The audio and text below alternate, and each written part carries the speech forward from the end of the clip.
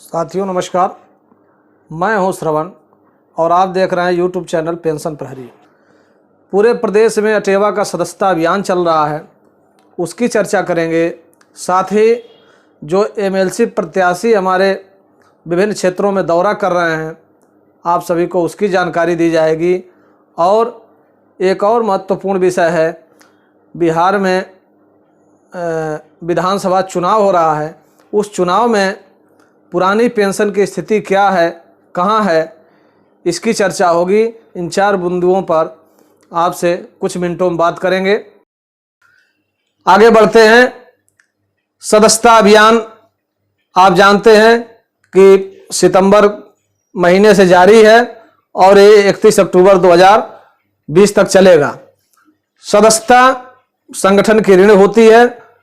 सदस्यता से हमको अपने साथियों से मिलने का अवसर मिलता है और सदस्यता हमको आर्थिक रूप से सशक्त भी करती है। हालांकि तमाम जनपदों में सदस्यता अभियान लगातार जारी है। कुछ जनपद का नाम मैं ले रहा हूं जिनके बारे में मुझे सूचना प्राप्त हुई है।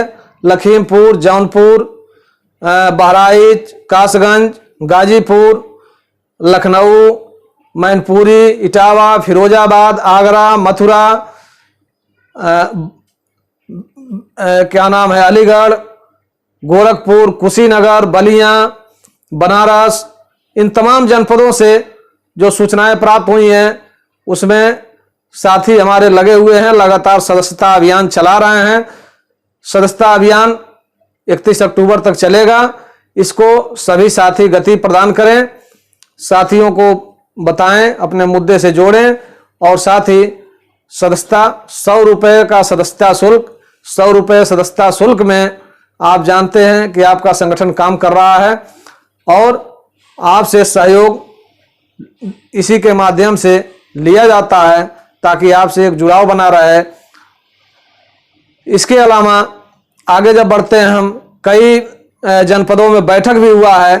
इन बैठकों में जो जनपद हैं, लखीमपुर खीरी के बिजुआ ब्लॉक की बैठक वहाँ के जिला संयोजक विश्वनाथ मौर्य की अध्यक्षता में संपन्न हुई है और वहाँ पर साथियों ने इकट्ठे होकर सदस्यता अभियान को आगे बढ़ाने, पुरानी पेंशन बहाली आंदोलन को अंजाम तक पहुँचाने के लिए लड़ाई लड़ते रहने का प्रण भी लिया। और सभी ने एक स्वर में कहा है कि बंधु जी की अगुवाई में जो आंदोलन चल रहा है वो सही दिशा में है और हम लोग इसके साथ कंधे से कंधा मिला के सहयोग करते रहेंगे।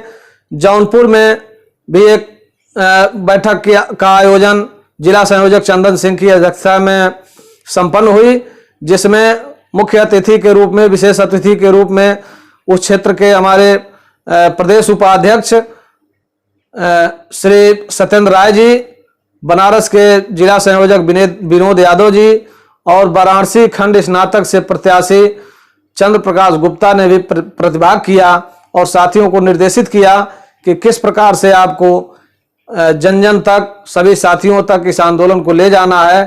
वहां पर कार्यकारिणी की बैठक में जिला कोषाध्यक्ष के रूप में TN यादव का मनोनयन किया गया। सभी साथियों ने उनको शुभकामनाएं दी। पेंशन प्रहरी की तरफ से हम शुभकामना प्रेषित करते हैं। आप लोग जनपद को आगे ले जाएं। जौनपुर बहुत मजबूत जनपद है।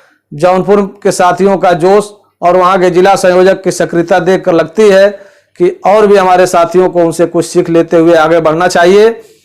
अब बात करते हैं हम एमएलसी प्रत्याशियों के भ्रमण की। एमएलसी प्रत्याशी जो अटेवा द्वारा समर्थित हैं, उनका प्रचार अभियान लगातार चल रहा है। प्रचार अभियान के क्रम में डॉक्टर हरिप्रकाश यादव ने कौशाम्बी और प्रयागराज जनपद का भ्रमण किया है। प्रयागराज जनपद में उनके साथ प्रदेश प्रवक्ता उपेंद्र वर्मा, जिला संयोजक अशोक कनौजिया और चुनाव प्रभारी मिथिलेश मौर्य, मंडल अध्यक्ष सुधीर गुप्ता, इनके नेतृत्व में प्रयागराज जनपद का भ्रमण हुआ। और साथ ही कौशाम्बी जनपद में अजय कुमार के नेतृत्व में डॉक्टर हरिप्रकाश यादव ने भ्रमण किया। इलाहाबाद झांसी खंड से डॉक्टर हरिप्रकाश यादव स्नातक खंड से चुनाव लड़ रहे हैं। स्नातक खंड से चुनाव में उन्होंने जरूरी मुद्दों को लोगों के सामने रखा, बेरोजगारी की आज समस्या जो है स्नातकों की, आज जिस तरह से विज्ञापन आता है, करोड़ों रुपए छात्रों से उगाही हो जाती है और परीक्षा का कोई ठिकाना नहीं होता है। इस बेरोजगारी के दौर में आवश्यक है कि बेरोजगारों की आवाज विधान परिषद में सही तरीके से उठे, इसलिए वो लगातार क्षेत्र में संपर्क कर रहे हैं। पुरानी पेंशन बहाली के मुद्दे पर अटेवा किस तरह से मुखर है आप जानते ही हैं। कर्मचारियों के बीच में पुरानी पेंशन की बहाली को लेकर बातें हो रही हैं, इस पर चर्चा हो रही है और लगातार सबको समझाया जा रहा है कि आप एक होकर इस बार एमएलसी प्रत्याशी डॉक्टर हरिप्रकाश यादव को सदन में भेजने का काम करें, ताकि आपका जो निजीकरण, बेरोजगारी, पुरानी पेंशन इत्यादि जो युवाओं से जुड़े हुए मुद्दे हैं उस पर चर्चा हो सके और उसके कुछ नतीजे आ सकें। इसी क्रम में आगे बढ़ते हैं। आगरा शिक्षक खंड से प्रत्याशी श्री धर्म सिंह भदौरिया ने मथुरा, इटावा और हाथरस जनपद का भ्रमण किया है। इन जनपदों में उन्होंने अपने प्रचार अभियान को गति देने के लिए दर्जनों विद्यालयों का दौरा किया। सभी विद्यालयों में लोगों ने एक स्वर में कहा है कि इस बार कोई समझौता नहीं, इस बार हमारा मुद्दा पुरानी पेंशन, इस बार हमारा मुद्दा स्थानांतरण, इस बार हमारा मुद्दा प्रधानाचार्य की नियुक्ति में परीक्षा और जो वर्तमान के मुद्दे हैं जिस पर हमारे रिटायर शिक्षक प्रतिनिधि चुप हैं, इसका जवाब होगा ये एमएलसी चुनाव। और एमएलसी चुनाव में इस बार शिक्षकों ने ये ठान लिया है कि वोट इस बार युवा प्रत्याशी को, वोट इस बार पेंशन विहीन प्रत्याशी को। ये आप भ्रमण की तस्वीरों से देख सकते हैं, लोग लगातार नारा भी लगा रहे हैं और सबने एक स्वर में बोला है कि इस बार कोई समझौता नहीं होगा, इस बार वोट एनपीएस पर चोट। इसी प्रकार गोरखपुर फैजाबाद शिक्षक निर्वाचन क्षेत्र से एमएलसी प्रत्याशी श्री राजीव यादव ने भ्रमण किया। इन भ्रमण में 3 जनपद इस सप्ताह उन्होंने भ्रमण किया है। मऊ जनपद, जिसमें वहाँ के जो चुनाव प्रभारी हैं बिरजू सरोज और जिला महामंत्री भी हैं, उनके नेतृत्व में, साथ में तैयब अंसारी मदरसा के हमारे साथी हैं, श्याम सुंदर सिंह जिला संरक्षक मऊ, केशवर सिंह, डॉक्टर राजेश यादव, जयराम सिंह, इन सभी साथियों के नेतृत्व में मऊ जनपद का भ्रमण किया गया। देवरिया जनपद में भ्रमण के दौरान जिला संयोजक जयप्रकाश कुशवाहा, योगेंद्र सिंह यादव, मदरसा शिक्षक जिशान अहमद उनके साथ मौजूद रहे। इसी तरह से कुशीनगर में कुशीनगर के जिला संयोजक अजय कुमार, घनश्याम तिवारी, प्रमोद कुशवाहा, नंदलाल पाल आदि साथियों के सहयोग से जनपद का भ्रमण किया गया।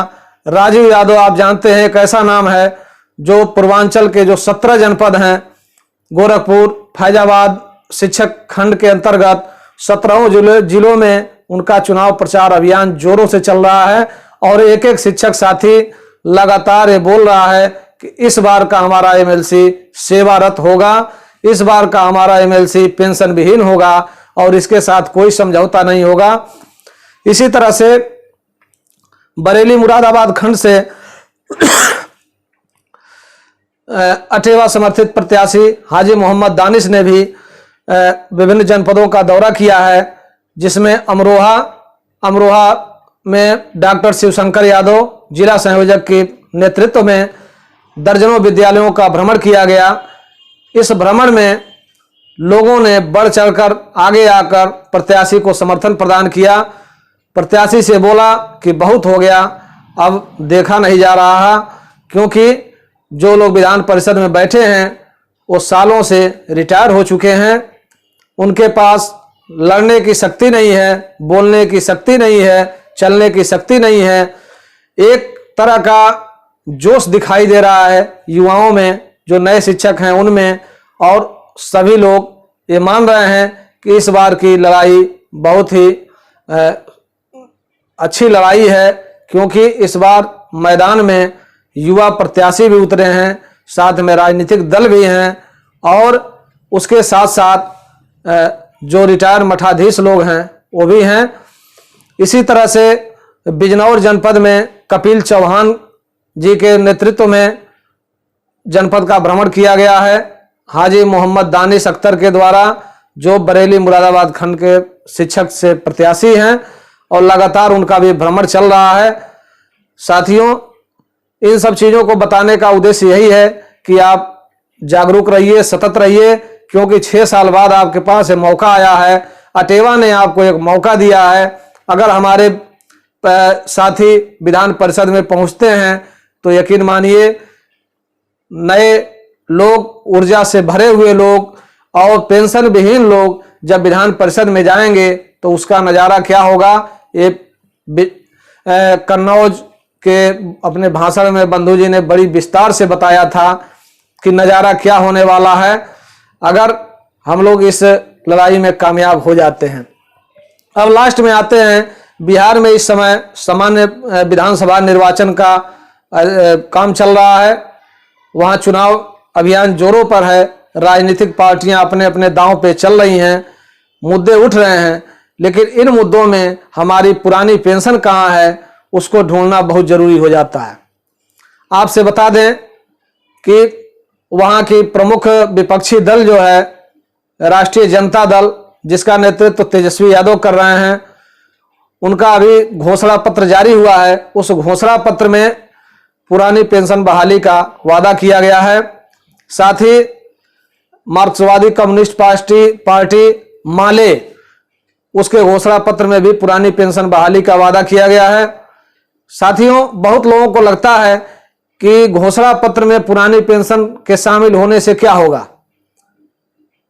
क्योंकि तमाम प्रदेशों में आज जो लोग सत्ता में बैठे हैं उन्होंने अपने घोषणा पत्र में पुरानी पेंशन को शामिल किया था, लेकिन उस पर नतीजा अभी तक नहीं आया है। मेरे सम्मानित साथियों, आपसे इतना ही कहना चाहूँगा कि पुरानी पेंशन लगातार राजनीतिक दलों के एजेंडे में आ रहा है, उनके घोषणा पत्र में आ रहा है। ये दर्शाता है कि आपकी लड़ाई लगातार जारी है। आपका मुद्दा राजनीतिक दलों के जेहन में है, और जो मुद्दा जेहन में होता है, जो मुद्दा बना रहता है, वो मुद्दा हल भी होता है। आप धैर्य रखिए, बंधु जी के ऊपर विश्वास करिए। अगर आप साथ देते रहे तो वो दिन भी आने वाला है जब पुरानी पेंशन बहाली का काम भी होगा, और इस दिशा में लगातार प्रयास झारखंड और आंध्र प्रदेश में चल रहा है। ये बीच में 6 महीने का जो समय निकला है कोरोना काल, ये कोरोना काल ने बहुत डिस्टर्ब किया है सरकारों को, और इस कारण से बहुत सारे निर्णय नहीं हो पाए, या हम लोग जो दबाव बनाना चाहते थे, प्रदर्शन करना चाहते थे, वो नहीं हो पाए। लेकिन अब स्थिति धीरे धीरे सामान्य हो रही है, और आशा है कि जल्द ही आपको 2-3 महीने के अंदर खुशखबरी मिलेगी, और नहीं भी मिलती है तो हमको धैर्य नहीं खोना है, अपने मुद्दे के साथ लड़ते रहना है, और तब तक लड़ते रहना है जब तक हमारे मुद्दे का हल निकल नहीं जाता। ये रही आज की कुछ हमारी विशेष बिंदु जिस पर हमने चर्चा किया। आपको कैसा लगा कमेंट में लिख के जरूर बताइएगा, और अगले हफ्ते फिर से एक हफ्ते की खबरों के साथ, एक हफ्ते के अपने प्रत्याशियों के भ्रमण के साथ, और तमाम जनपदों में सदस्यता अभियान के साथ फिर से मिलूंगा। तब तक के लिए नमस्कार। जय हिंद, जय युवा।